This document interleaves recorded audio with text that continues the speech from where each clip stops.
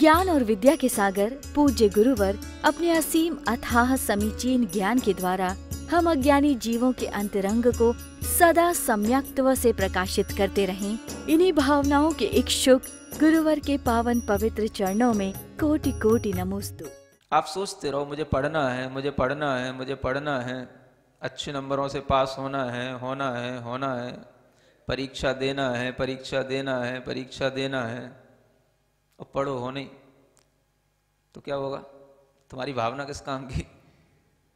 जब आप पढ़ रहे हो उसी समय पर आप पढ़ने की क्रिया कर रहे हो, उसी समय पर आप सीख रहे हो, तो उसी समय पर जो आपकी भावना हो रही है वही भावना काम की है कि आप पढ़ने की भावना से पढ़ रहे हो। तो हम पढ़ाई करना और पढ़ने की भावना करना, ये दोनों चीजें अलग अलग नहीं होती, इन्हें हमने अलग अलग बना रखा है।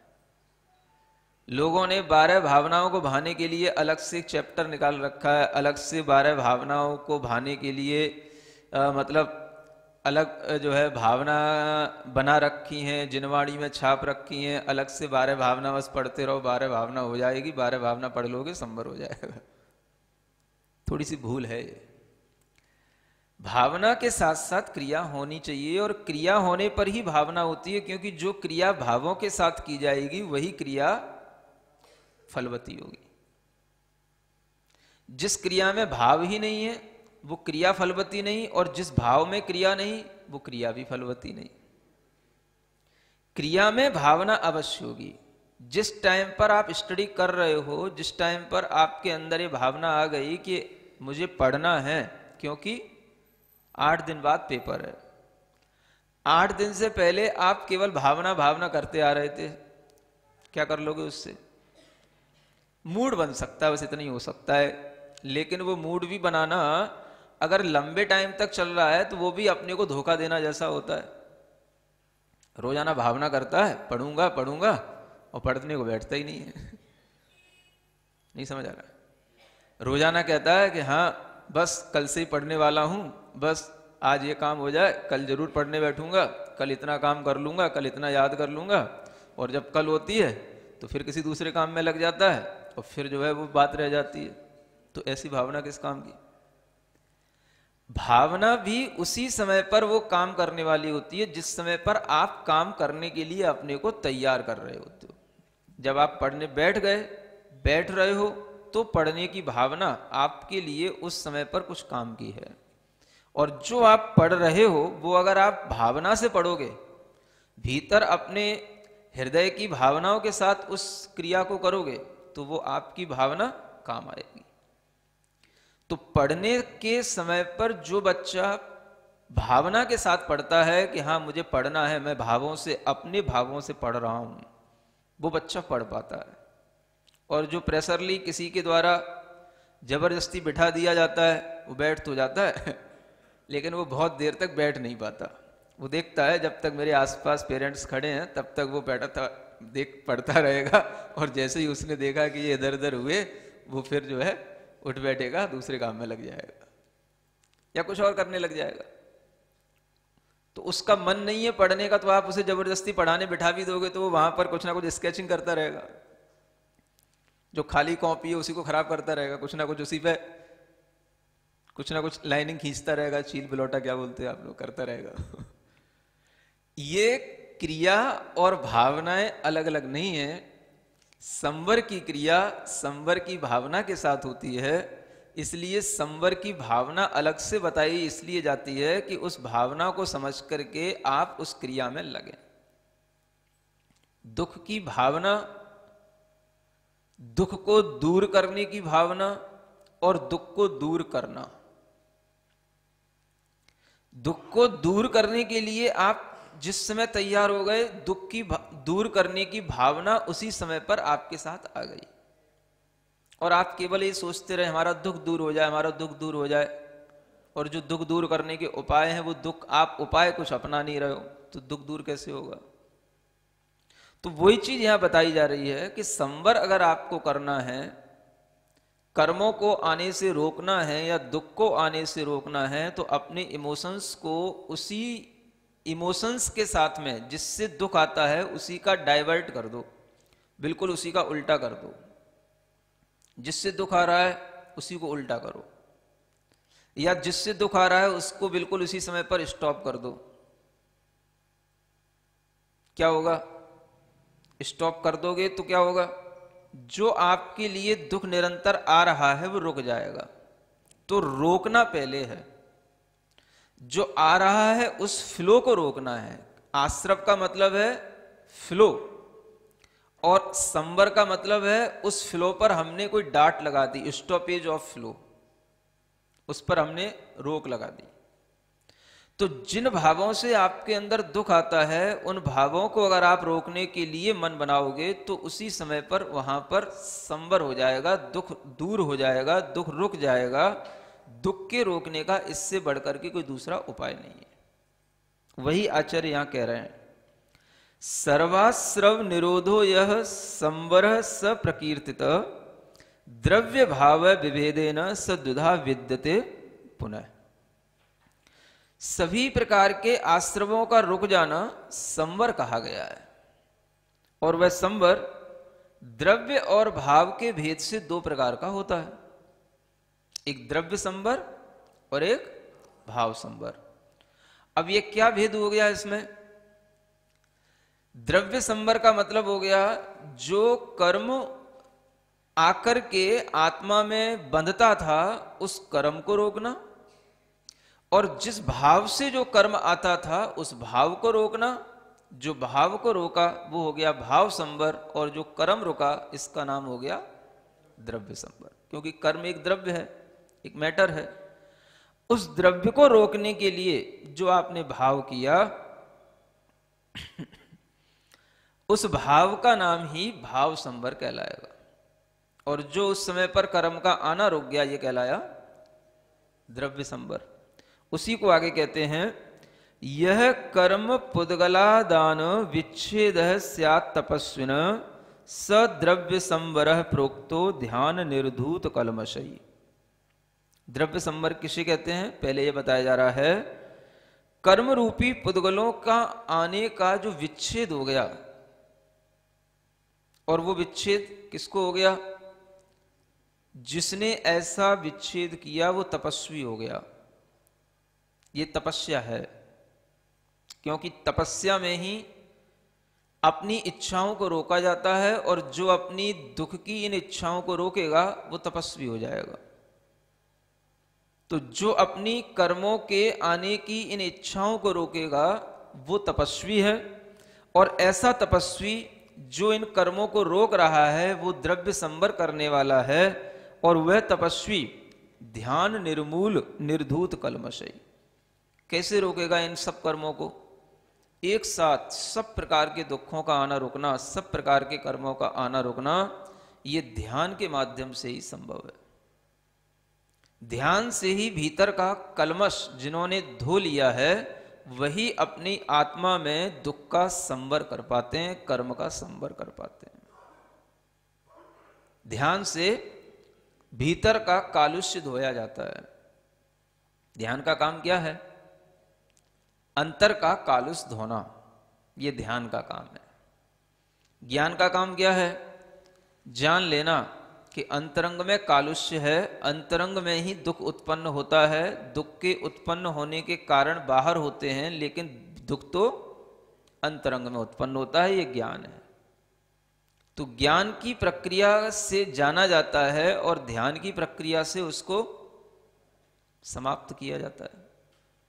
ध्यान के माध्यम से कर्मों को जिन्होंने साफ किया है, कलमश को जिन्होंने धोया है, उन्हीं के लिए सभी प्रकार के कर्मों का आना रुकता है, उसी को संवर कहते हैं। और जो सारा संवर है, संपूर्ण संवर है, ये जो करने में समर्थ नहीं होते हैं तो उनके लिए आचार्य कहते हैं धीरे धीरे धीरे धीरे भी संवर करना सीखो। एकदम से कोई प्रवाह नहीं रुकता, जितना रोक पाते हो उतना रोको। नहीं समझ आ रहा? पानी आने का जो मुंह है, जो नाली का मुंह है वो बहुत बड़ा है, मान लो, थोड़ा थोड़ा उसके ऊपर कुछ ना कुछ ईंट रखो, पाटा लगाओ, कुछ तो करो, फिर भी आता रहेगा संधों से। कुछ तो रुकेगा। आधा रोक दोगे तो आधा रुक जाएगा, थोड़ा रोक दोगे तो थोड़ा रुक जाएगा, जितना रोक दोगे उतना रुक जाएगा। और रोकते जाओगे धीरे धीरे तो एक दिन पूरा भी रुक जाएगा। तो यहां तो पूरे की बात होती है, अधूरे की तो बात है ही नहीं है। समझ आ रहा है? क्योंकि जब दुख से पूरी मुक्ति मिलेगी तभी आपको आनंद की अनुभूति होगी, तभी आपको मोक्ष और निर्जरा ये सब का ज्ञान आएगा, तभी आपको मोक्ष का सुख क्या है पता पड़ेगा। तो दुख की पूर्ण रूप से निवृत्ति करने का ही उपाय बताया जाता है। इसलिए संवर का मतलब है पूर्ण रूप से दुख को रोक देना, पूर्ण रूप से कर्मों को रोक लेना, ये संवर है। अब ऐसा संवर करने के लिए आचार्य कहते हैं आपको ये बाहर का पानी रोकने की प्रक्रिया के लिए आपको पहले भाव करना पड़ेगा कि हमें ऐसा करना है। द्रव्य संवर तो रोकना एक पर वस्तु हो गई, एक पर कार्य हो गया। क्योंकि द्रव्य जो रुकता है, कर्म का आना रुकता है, वो हमारे हाथ में तब है जब भाव हमारे हाथ में हो। तो द्रव्य संवर को रोकने का भी कारण क्या है? भाव संवर। तो भाव संवर अगर रुक गया, भाव से हमने संवर कर लिया, तो द्रव्य अपने आप रुक जाएगा। बाहर की नेगेटिविटी अपने ऊपर तब आकर के चिपकती है जब हम उस नेगेटिव थॉट से अपने आप को बिल्कुल इन्वॉल्व किए रहते हैं। कोई भी वस्तु को देख करके हमें नेगेटिविटी तब आती है जब हम उसको देख करके खुद नेगेटिव होते हैं। अगर उसको देखने के बाद में हम न्यूट्रल रहें, उसका संपर्क पाने के बाद में हम बिल्कुल न्यूट्रल रहें, तो कोई भी वस्तु आपके ऊपर नेगेटिविटी जबरदस्ती नहीं डाल सकती है। ये कब तक होता है?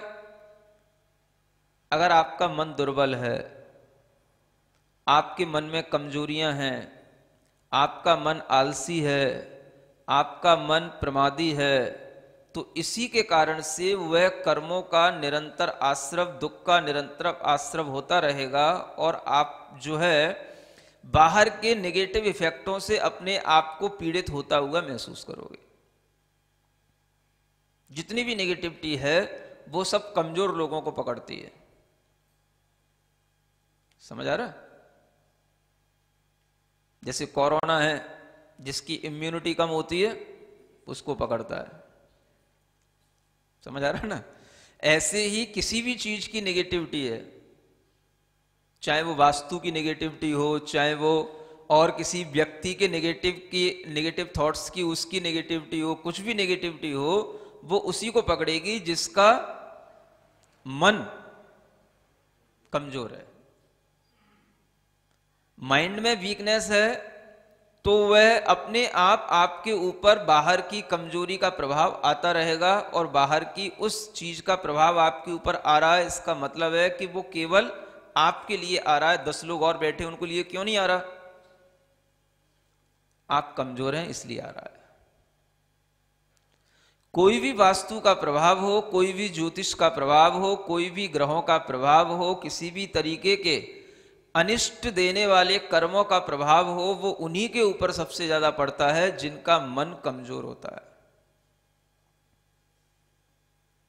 सुन रहे हो? और ज्यादातर मन कमजोर कब होता है?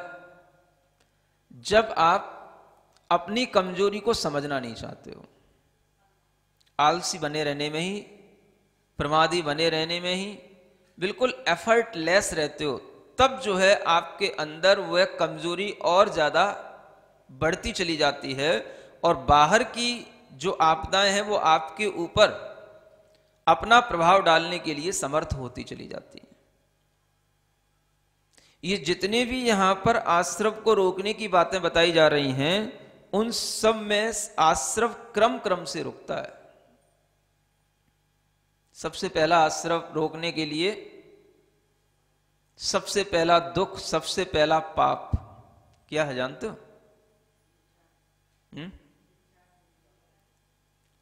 आश्रव को रोकना है, धीरे धीरे रोकना है, और धीरे धीरे रुकेगा, क्रम क्रम से ही रुकेगा। बहुत बड़ा स्थान है, बहुत बड़ा जो है कर्मों का फ्लो आने का बहुत बड़ा छिद्र है, उसको आपको धीरे धीरे रोकने की कोशिश करना है। तो सबसे पहले कौन सा आश्रम रुकता है? सबसे पहला है उल्टी बुद्धि को सीधा करना। क्या समझ आ रहा है?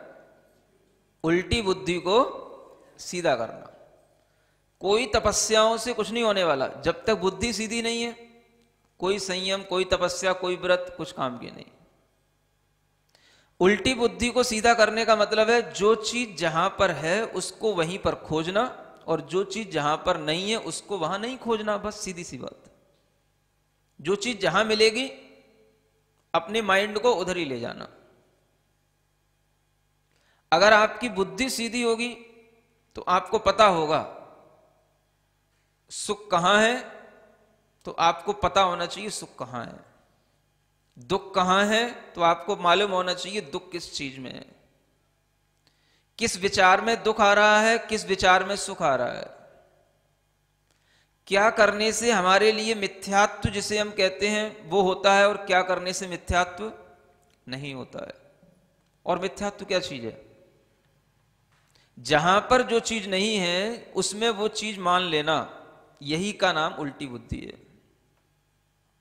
समझ आ रहा है? जिन क्रियाओं में धर्म नहीं है उन क्रियाओं को धर्म मान लेना। जिन क्रियाओं में किसी भी तरीके का पुण्य नहीं है उससे पुण्य मान लेना। मान्यता हमारी बैठी है। तो जब तक ये मान्यता उल्टी पड़ी रहती है तब तक हमारे लिए कभी भी संवर नहीं हो सकता। संवर का सबसे पहला उपाय है भाव संवर, और भाव संवर में भी सबसे पहला है अपनी मिथ्या बुद्धि को रोकना। आप कहोगे हमारे अंदर तो कोई मिथ्या बुद्धि नहीं है, हम तो बिल्कुल सीधी बुद्धि वाले हैं, सीधे सीधे चलते हैं, सीधा सीधा सोचते हैं। जो चला आ रहा है उसी को बड़े सीधे तरीके से करते रहते हैं। हम तो बड़े सीधे हैं, हमें ज्यादा कुछ उठापटक करना आता नहीं है। तो आपके मन में ये आ रहा है कि हमारे मन में कोई मिथ्या बुद्धि है ही नहीं। तो जब आपको ये निश्चय हो चुका है कि हमारे मन में कोई मिथ्या बुद्धि नहीं है और हम जो कर रहे हैं वो सब सही कर रहे हैं, तो अब आपकी उस मिथ्या बुद्धि को बदल पाना और कठिन हो गया। सुन रहे हो? अब नहीं बदला जा सकेगा। मिथ्या बुद्धि उसी की बदली जा सकती है जो ये जानने को तत्पर हो कि हमें पता पड़े कि हमारी बुद्धि उल्टी चल रही है कि सही सीधी सीधी चल रही है। अगर जानने की इच्छा होगी तो आप पूछोगे, और कभी आप अगर पूछोगे और सुनने को मिलेगा तो आप उत्सुकता के साथ सुनोगे भी और उसको करने की तैयारी भी करोगे। जिन क्रियाओं में धर्म नहीं, जिन क्रियाओं में किसी भी तरीके का पुण्य नहीं, जिन क्रियाओं में किसी भी प्रकार से आपको देवी देवताओं का कोई भी भाव नहीं, उसमें उस तरीके का भाव मानना यह सबसे बड़ा मिथ्या बुद्धि है। समझ में आ रहा है? दशहरा आ रहा है। दशहरा कब आ रहा है? दशहरा 1-2 दिन बाद ही आने वाला है ना। हाँ, क्या करते हो दशहरा पर? दशहरा है, बहुत बड़ा त्योहार है। किसके लिए? किसके लिए त्योहार है बहुत बड़ा? जो राम के भक्त हैं उनके लिए। अगर आप दशहरा को किसी एक त्योहार के रूप में मानते हो तो ये त्योहार ही आपके लिए उल्टी बुद्धि पैदा करने वाला हो रहा है। आप कहते हो हम राम के भक्त हैं। राम का भक्त कभी भी किसी का दुश्मन नहीं हो सकता। आप कहते हो कि रावण का उस दिन विनाश हुआ या उसकी जो है किसी भी तरीके से हार हुई, समझ आ रहा है, या रावण के लिए कुछ भी किसी भी तरीके का उसके साथ बुरा हुआ, ये सब आप दशहरा के रूप में मनाते हो। ये दशहरा क्या मतलब है इसका? एक व्यक्ति के नाश को, एक व्यक्ति की मृत्यु को निरंतर आप मनाते रहना एक उत्सव के रूप में, ये सभ्य व्यक्तियों का और सुखी होने का कोई उपाय नहीं है। समझ आ रहा? राम ने रावण को मारा, लेकिन रावण को मारने के बावजूद भी उन्हें रावण से इतनी दुष्टता नहीं थी जितनी दुष्टता आप अभी दिखा रहे हो। इतनी गुस्सा राम को भी नहीं थी रावण को मारने के लिए, वो तो उनका एक कर्तव्य था, उन्हें मारना पड़ा। उससे पहले भी उन्होंने उसको बहुत समझाया और उसके बाद भी बहुत समझाया, उसके बावजूद भी वो बहुत नम्र रहे उसके प्रति, और मरने के बावजूद भी वे उसके लिए आदर देते रहे, उसके घर के लोगों को आदर देते रहे। आप पढ़ लेना अच्छे ढंग से रामायण को। लेकिन आप क्या करते हो, सिवाय गुस्से के, घृणा के, ईर्ष्या के, किसी को मारने की भावना से जो आप अपने अंदर ये दुख के भाव पैदा कर रहे हो, ये दुख के भाव ही तो आपको दुख देने वाले हैं। रावण को जलाना, रावण को मारना, समझ आ रहा है? बड़ा बड़ा रावण का वो बनाना है पुतला, ये सब होता है, और इसके माध्यम से खुश होना। किसी को मार करके अगर आप खुश हो रहे हो तो हमें नहीं लगता कि आप थोड़ा भी अहिंसा की परिभाषा समझ रहे हो या भारतीय संस्कृति के अनुसार चल रहे हो। ये कभी नहीं होता। कोई भी व्यक्ति कभी भी इतना बुरा नहीं होता कि सदियों तक उसको जलाया जाए, सदियों तक उसको मारा जाए। एक बार अगर कोई मर गया तो मर गया, आप उसको अनादिकाल से तब से जलाते ही चले आ रहे हो, मारते ही चले आ रहे हो, और उसमें धर्म मान रहे हो। ये कौन सा धर्म है? यही आपकी मिथ्या बुद्धि है और यही दुख का कारण है कि अगर आप किसी को मार करके खुश हो रहे हो तो इसका मतलब है कि आपके अंदर अभी कोई भी दया के भाव नहीं, आपके अंदर दुख क्यों आता है इस बात का कोई ज्ञान नहीं। किसी भी तरह से आप किसी का पुतला भी बना करके अगर किसी को मार रहे हो तो आखिर आप कल्पना तो ही कर रहे हो, वो व्यक्ति है, वो रावण है, और उसका नाम लेते ही आपके अंदर आक्रोश आ जाता है। उसके मारने में, उसके मिटने में, उसके पुतले को जलने में भी आपको खुशी होती है। ये खुशी के कौन से तरीके हैं? ये खुशी के तरीके नहीं है। हमें खुशी इस बात पे नहीं होनी चाहिए थी कि कोई मर रहा है। हम अगर किसी के जीत का भी जश्न मनाते हैं तो हमें केवल जीत का जश्न मनाना चाहिए। समझ आ रहा है? चलो कोई बात नहीं, राम की जीत का जश्न मना लो, लेकिन एक व्यक्ति को मार करके उसके पुतले को जलाते रहना, हर साल यही कृत्य करना, यह अज्ञानता के काम है। अपने अंदर किसी को मार करके दुख आप खुद भर रहे हो, और आप अगर घृणा में होगे, किसी के प्रति ईर्ष्या में होगे, तभी आप ऐसा कृत्य करोगे। अगर आप अच्छे भावों में होगे तो आप सोचोगे जो होना था वो तो हो चुका, उसको हम बार बार उसी तरीके की रिपीटेशन करके हम क्या कर रहे हैं? जहां जिस क्रिया में कोई धर्म नहीं है उस क्रिया में धर्म मानना, यह सबसे बड़ी अज्ञानता है, और ये नहीं छूटेगी। आपके दुखों का रुकना कभी संभव नहीं है। आप अगर इन चीजों में इंटरेस्ट भी ले रहे हैं, देखने भी जाते हैं, किसी भी तरीके से उसको प्रमोट करते हैं, तो ये सब आपकी अज्ञानता आपके भीतर बहुत सारे कर्मों का आश्रय कर रही है, दुख का आश्रय कर रही है। ये तो आपके लिए चलो बाहरी माहौल है। घर में क्या होता है? घर में क्या होता है? नवरात्रि चल रही है। क्या होता है नवरात्रि में? जैनियों के लिए नवरात्रि का क्या महत्व है? किस शास्त्र में नवरात्रियों में आपको कुछ विशेष रूप से आराधना करने के लिए लिखा गया है? रात्रि में आराधनाएं करने के लिए, रात्रि में तरह तरह के जागरण करने के लिए, रात्रि में तरह तरह के कोई भी कार्य करने के लिए जैन शास्त्रों में कहां लिखा रहता है? समझ आ रहा? जो भी त्योहार हैं वो सब हमारे पाप को कम करने के लिए आते हैं, हमारे दुख को दूर करने के लिए आते हैं, लेकिन हमारी बुद्धि सही हो तो हम वैसा कर पाते हैं। नवरात्रियां पूरी होंगी, दशहरा आ रहा है, और दशहरे पर नवरात्रियों से पहले से ही दिन से जो है शायद कुछ लोग अभी भी ऐसे कुछ काम करते हैं कि घरों में ही क्या करते हैं, हाँ, गोबर के तरह तरह के काम, न जाने क्या क्या, गोबर से गन्ने रख करके क्या करते हैं कि कहीं किसी सकोरे में मिट्टी रख करके कुछ बीज डाल करके 9 दिन तक उनको बनाए रखते हैं। फिर जब उसमें कुछ थोड़ी सी घास उपज आती है तो फिर उसको उखाड़ते हैं, फिर उसको दूसरे के कानों में बांधते हैं कि अपने दरवाजे पर टांगते हैं कि क्या क्या करते हैं, और इसमें धर्म समझते हैं और उसकी पूजा करते हैं। किसकी पूजा कर रहे हो आप? इतना बड़ा धर्म का भाव समझने के बावजूद भी अगर हम इन छोटे छोटे से क्रियाओं में धर्म के रूप में उलझे रहेंगे और इन्हीं परंपराओं को अगर हम आगे बढ़ाने में अपना समय लगाएंगे तो हम कभी मिथ्यात्व से अपने आप को बचा नहीं पाएंगे। उल्टी बुद्धि हमारी कभी सीधी हो नहीं पाएगी। बहुत समय से चला आ रहा है, पुरखे करते चले आ रहे हैं, हमेशा से होता आ रहा है, इसलिए महाराज करते रहते हैं, ये तो कोई बात नहीं हुई।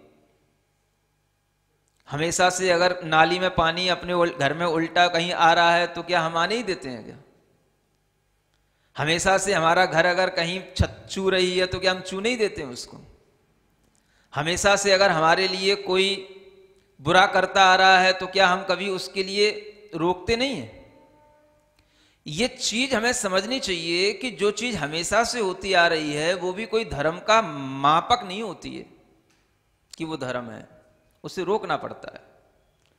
अगर आप इस तरह से हिंसा को धर्म मान रहे हैं या अज्ञानता को धर्म मान रहे हैं तो आपके लिए अभी उल्टी बुद्धि थोड़ी भी दूर नहीं हुई, क्योंकि उल्टी बुद्धि दूर होने पर सबसे पहली शुरुआत जो आदमी करता है वो यहीं से करता है कि जिन क्रियाओं में धर्म नहीं है उन क्रियाओं को पहले हमें छोड़ना है। भला किसी भी चीज के आप उसमें थोड़े से जौ के दाने, गेहूं के दाने डाल दिए मिट्टी में, अंकुर तो आएंगे ही, समझ आ रहा है? फिर उन अंकुरों को आपने बड़े बड़े घास के रूप में आपने उन्हें भुंजरिया समझ लिया और उन भुंजरियों की पूजा करी, अगरबत्ती लगाई, इधर लगाए उधर लगाए, उनको बांटा। ये सब में क्या धर्म हो रहा भाई? घास को उत्पन्न करना फिर घास को उखाड़ना, ये कौन सा धर्म कहा गया? और घास में ही भगवान आ गया, घास में ही धर्म आ गया, तो फिर आप मंदिर और मंदिर के भगवान बनाने में इतने प्रयत्नशील क्यों होते हो? फिर कहां धर्म होता है? कुछ तो सोचा करो। किन क्रियाओं में हमारी अज्ञानताएं चल रही हैं, कौन सी परंपराएं हम अनादिकाल से ढोते आ रहे हैं, उन्हें हमें कभी रोकना तो पड़ेगा, उस फ्लो को कभी तो हमें स्टॉप देना पड़ेगा। अगर हम उसको समय पर जब हमें ज्ञान मिल रहा है तब नहीं करेंगे तो फिर आगे कोई चांस नहीं है कि आप कभी इस तरीके की अज्ञानता से अपने आप को बचा पाएं। किसी भी तरीके के त्योहार हों उनमें से ये सोचना चाहिए कि ये हमारे लिए पाप की हानि के लिए है या ये हमारे लिए और पाप को बढ़ाने वाला है। जो अज्ञानता है वही सबसे बड़ा पाप है।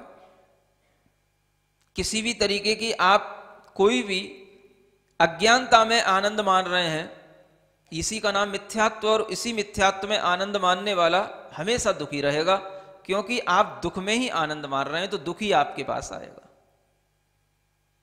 आपको ये क्रियाएं इसलिए छोड़ देना चाहिए कि ये समझ में आ जाना चाहिए कि इन क्रियाओं में कोई धर्म नहीं है। धर्म की क्रिया का संबंध आत्मा से होता है, परमात्मा से होता है, भुंजरियों से।